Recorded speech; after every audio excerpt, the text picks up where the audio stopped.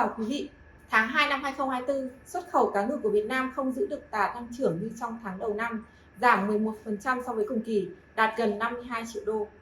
Tuy nhiên thì sự sụt giảm này là do trong tháng 2 năm nay có kỳ nghỉ Tết Nguyên đán. Tính lũy kế 2 tháng đầu năm, xuất khẩu cá ngừ đạt hơn 131 triệu đô, tăng 21%.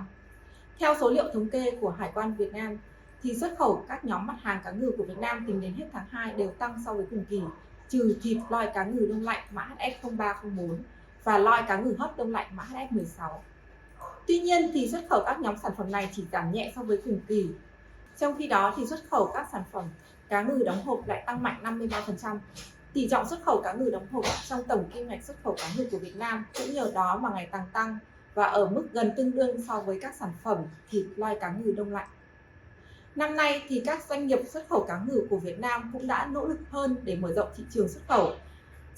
Ngay từ đầu năm và trong 2 tháng đầu năm thì xuất khẩu các sản phẩm cá ngừ của Việt Nam đã được sang hơn 80 thị trường, trong khi năm ngoái là 70 thị trường. Sau khi tăng mạnh trong tháng đầu năm thì xuất khẩu cá ngừ sang phần lớn các thị trường chính đã sụt giảm trong tháng 2, nhưng bên cạnh đó thì cũng có một số thị trường đã có sự tăng trưởng cao khả quan trong tháng này. Tại thị trường Mỹ thì xuất khẩu cá ngừ sang thị trường này sau khi tăng mạnh trong tháng 1 đã sụt giảm nhẹ trong tháng 2.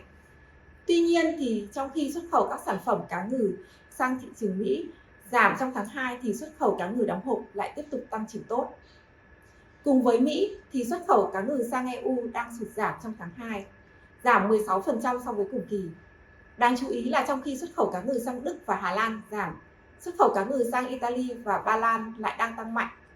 Trong khi đó thì xuất khẩu sang các nước trong khối thị trường tham gia Hiệp định Đối tác Toàn diện và Tiến bộ Xuyên Thái Bình Dương CPTPP lại đang tiếp tục tăng trưởng tốt.